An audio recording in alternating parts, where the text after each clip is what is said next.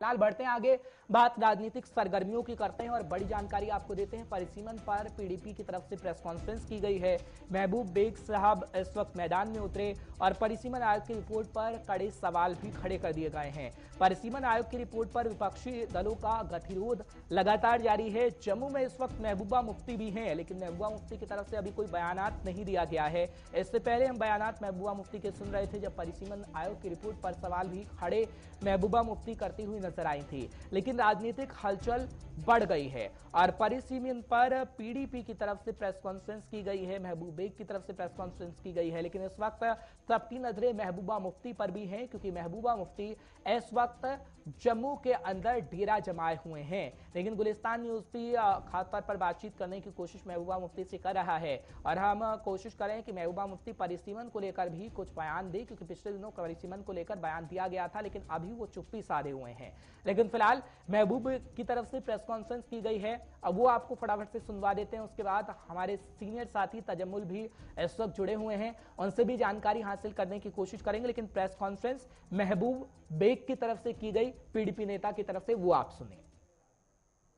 कश्मीर का जो main stream था, कश्मीर का जो मेन स्ट्रीम इमोशन था, सेंटिमेंट था, आइडेंटिटी थी, उसके साथ फिर पीर पंचाल भी जाता था, उसके साथ भी चनाब भी जाता था और जम्मू के एरियाज भी। अगर आप देखेंगे 96 में नेशनल कॉन्फ्रेंस ने विजयपुर भी सीट ली, नेशनल कॉन्फ्रेंस ने क्या नाम है दूसरी सीट भी ली।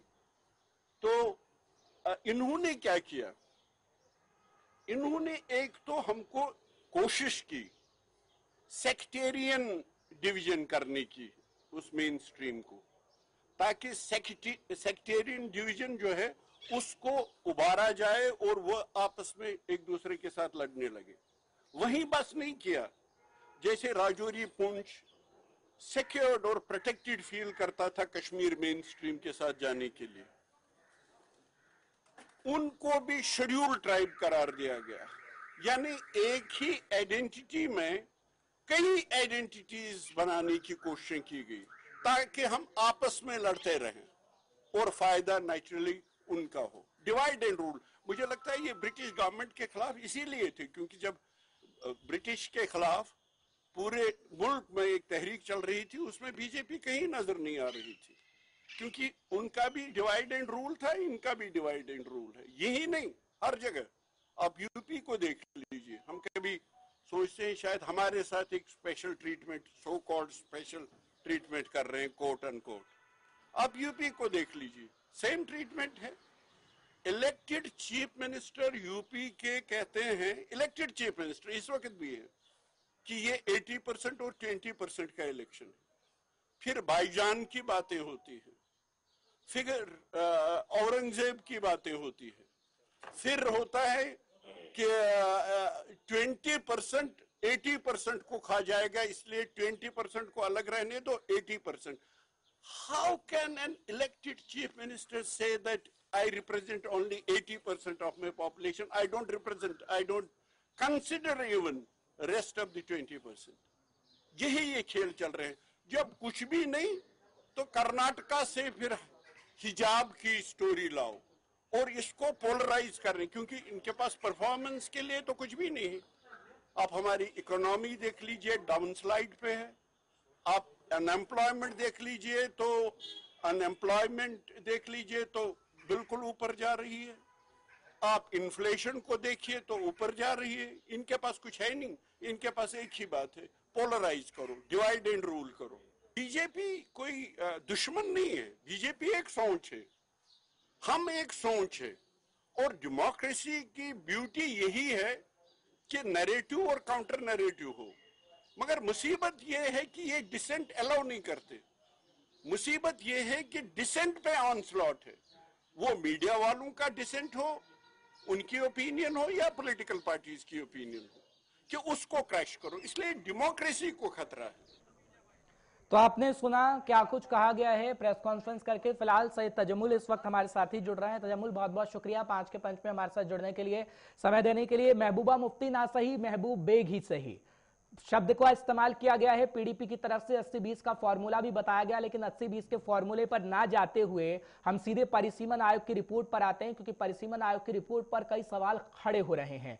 महबूबा मुफ्ती अभी नहीं कुछ बोल रही हैं, जम्मू के अंदर डेरा डाले हुए हैं, लेकिन बातों बातों में पीडीपी ने बहुत कुछ इशारा कर दिया है, जो महबूब बेग को हम सुन रहे थे तजम्मुल।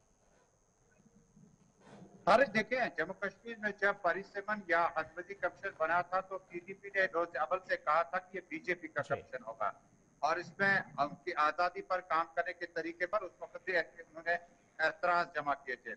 आहिस्ता आहिस्ता उस वक्त नेशनल कॉन्फ्रेंस और बाकी पार्टी जिनमें पीपल्स कॉन्फ्रेंस, अवामी नेशनल कॉन्फ्रेंस, क्योंकि जो पार्टियां गुपकार गठबंधन के आसपास में है, उनमें से नेशनल कॉन्फ्रेंस जो कि 3 मेंबर पार्लियामेंट के पास है, उनकी मुलाकातें पहले उन्होंने कहा कि नहीं मिलेंगे, बाद में कहा कि अगर नहीं मिलते हैं तो शायद लोग कहेंगे कि वोट लेने के बाद मेंबर पार्लियामेंट या सांसद को मिलना चाहिए था। लेकिन जब पीडीपी ने पहले कहा था कि हमने मिलना ही नहीं है, और आहिस्ता आहिस्ता आज महबूब बेग जनरल सेक्रेटरी पार्टी के उन्होंने प्रेस वार्ता की श्रीनगर में और साफ तौर पर कहा कि ये जो भारतीय जनता पार्टी ने जम्मू कश्मीर में अनंतनाग लोकसभा सेगमेंट को राजौरी पुलिस के साथ जोड़ा, श्रीनगर के अबा कदल और अमीरा कदल के नाम तब्दील किए गए, ये बड़े अहम शख्सियात थे जिनके नाम से अबा कदल हबा खातून के नाम से था, और इसी तरह अमीरा कदल भी बड़ी अहम शख्सियत के नाम से मंसूब था, उसे छानपोरा में तब्दील किया गया।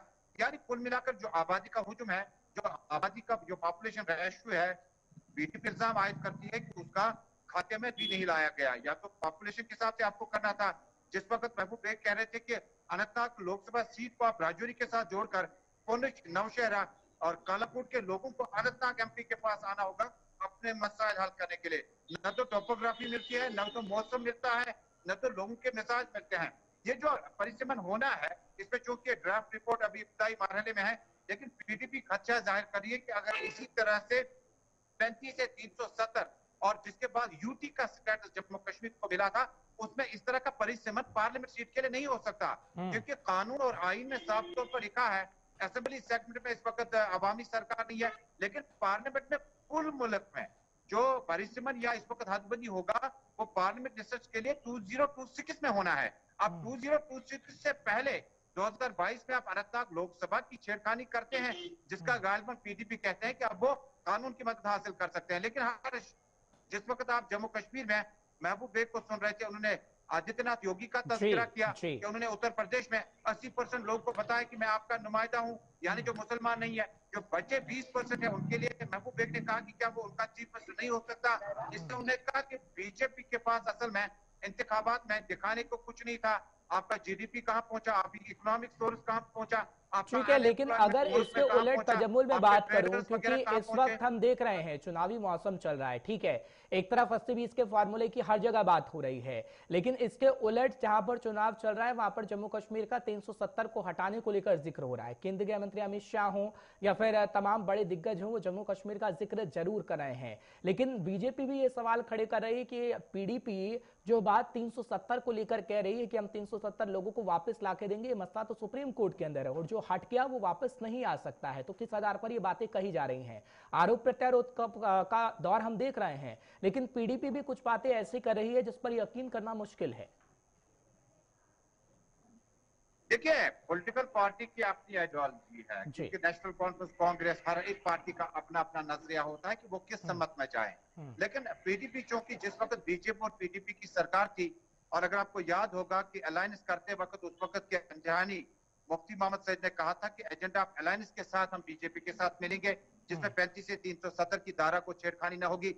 किसी भी अगर इलेक्टोरल प्रोसेस में जो लोग यकीन नहीं रखते हैं उन्हें यकीन करना पड़ेगा, हम ऐसी डेमोक्रेसी को मिसाल के तौर पर लाएंगे। लेकिन आहिस्ता आहिस्ता जिस वक्त हुकूमत गिर गई, उसके बाद आपको पता है जमीनी सतह पर जो पीडीपी जम्मू कश्मीर में अब सीबीएमएस के तहत कॉन्फिडेंस बिल्डिंग मेजर्स के इकदाम उठाना चाहती थी। हालांकि बीजेपी एक अपनी पार्टी है, उन्होंने अपने हिसाब से काम करना है, मुल्क को चलाना है, जम्मू कश्मीर के नजरियात को देखना है।